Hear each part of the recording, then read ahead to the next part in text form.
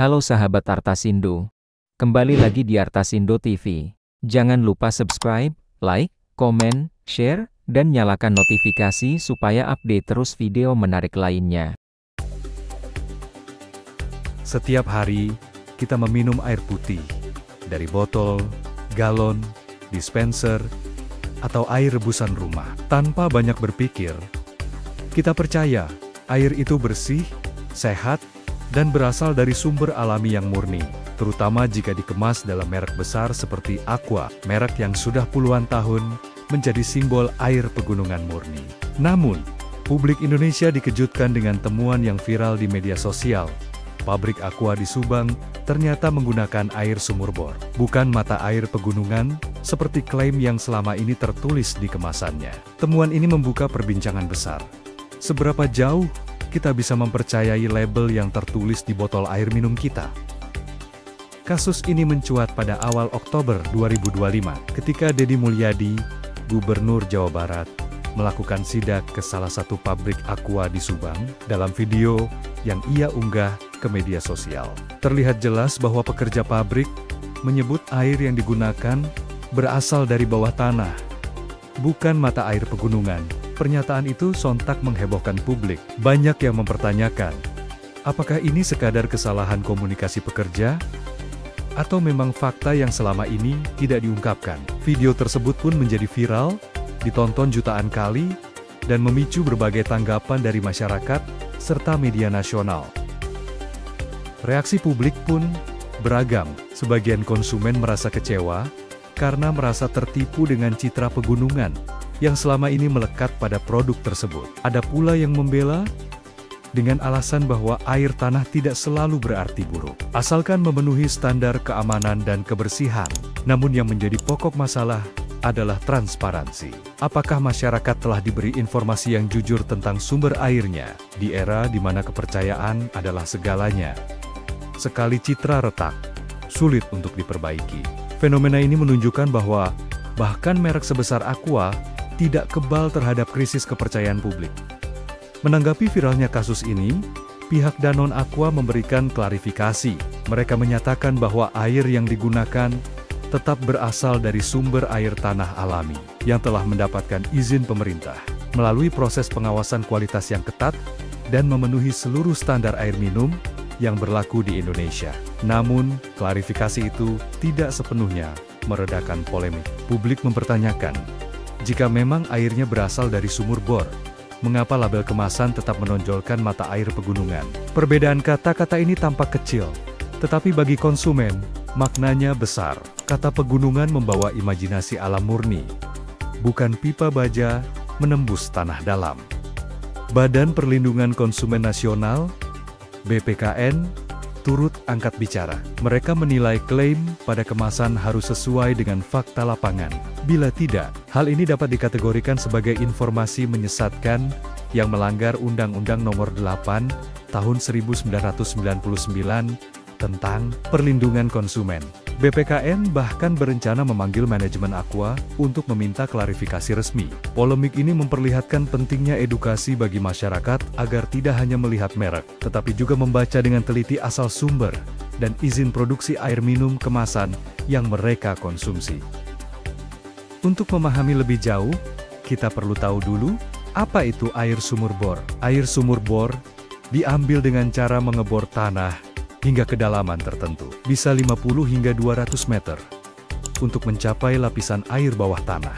Air ini kemudian dipompa naik, dan diolah agar layak minum. Berbeda dengan air mata air pegunungan, air sumur bor tidak mengalir alami ke permukaan, melainkan diambil secara mekanis. Dari segi kimiawi, air tanah dalam bisa berkualitas tinggi, namun juga bisa mengandung mineral berlebih atau kontaminan jika tidak dikelola dengan benar. Jadi, isu utamanya bukan hanya soal sumber, tapi soal kejujuran dan pengelolaan. Masalah yang tak kalah penting adalah dampak lingkungan. Pengambilan air tanah besar-besaran untuk kebutuhan industri bisa menyebabkan penurunan muka air tanah atau subsiden tanah. Di beberapa wilayah industri di Indonesia, aktivitas seperti ini menyebabkan sumur warga menjadi kering, bahkan mengubah pola aliran air bawah tanah. Lembaga Penelitian Lingkungan di Bandung mencatat bahwa eksploitasi air tanah oleh industri air minum telah menjadi isu serius sejak 2010. Disinilah muncul pertanyaan etis. Bolehkah sumber daya alam yang menjadi hak publik dieksploitasi sedemikian rupa untuk kepentingan komersial? Pada industri air minum dalam kemasan, proses pengolahan air meliputi penyaringan, sterilisasi ultraviolet, hingga ozonisasi untuk memastikan air bebas dari bakteri dan logam berat. Aqua pun menyatakan bahwa setiap tetes airnya melewati lebih dari 400 uji kualitas sebelum dikemas. Namun, bagi banyak konsumen, masalahnya bukan hanya kualitas fisik, tapi kualitas moral. Apakah air yang diminum benar-benar sesuai dengan yang dijanjikan? Apalagi jika klaim air pegunungan menjadi bagian besar dari strategi pemasaran selama puluhan tahun. Terlepas dari polemik industri, kita tidak bisa menafikan pentingnya air putih dalam kehidupan. Air membantu tubuh mengatur suhu, mendukung metabolisme, memperlancar sirkulasi darah, dan membantu detoksifikasi alami. Kekurangan air menyebabkan dehidrasi, menurunkan fokus, bahkan berisiko pada ginjal. Itulah mengapa air putih sering disebut obat paling murah di dunia. Namun, manfaat besar ini hanya berlaku jika air yang dikonsumsi benar-benar bersih, bebas kontaminan, dan berasal dari sumber yang aman. Dengan kata lain, air sehat bukan hanya soal minum lebih banyak, tapi minum yang benar. Menanggapi keresahan publik, Kementerian SDM menyatakan akan mengevaluasi izin pengambilan air tanah oleh perusahaan air minum kemasan. Regulasi terbaru, seperti Permen ESDM Nomor 14 Tahun 2024, mengatur lebih ketat izin eksploitasi air tanah agar tidak merusak lingkungan dan tidak merugikan masyarakat sekitar. Pemerintah juga menegaskan bahwa perusahaan wajib transparan dalam melaporkan sumber air bakunya. Hal ini penting untuk menjaga keberlanjutan sumber daya air di Indonesia yang semakin terbatas akibat perubahan iklim dan urbanisasi. Krisis semacam ini bukan pertama kali terjadi di dunia. Brand air kemasan global seperti Nestle dan Evian juga pernah menghadapi kritik serupa. Di era media sosial, satu video sidak bisa mengguncang reputasi puluhan tahun. Bagi Aqua, tantangannya kini bukan hanya memperbaiki sistem, tapi juga membangun kembali kepercayaan publik. Sebuah kepercayaan yang dulu didapat dari iklan pegunungan hijau dan suara gemericik air, kini harus dibuktikan dengan data, transparansi, dan tanggung jawab sosial. Air adalah sumber daya terbatas. Industri boleh tumbuh, tapi harus sejalan dengan keberlanjutan lingkungan. Banyak aktivis air bersih berpendapat bahwa eksploitasi air tanah seharusnya dibatasi dan dikompensasi dengan konservasi daerah tangkapan air. Aqua sendiri selama ini memiliki program CSR pelestarian sumber air di beberapa daerah.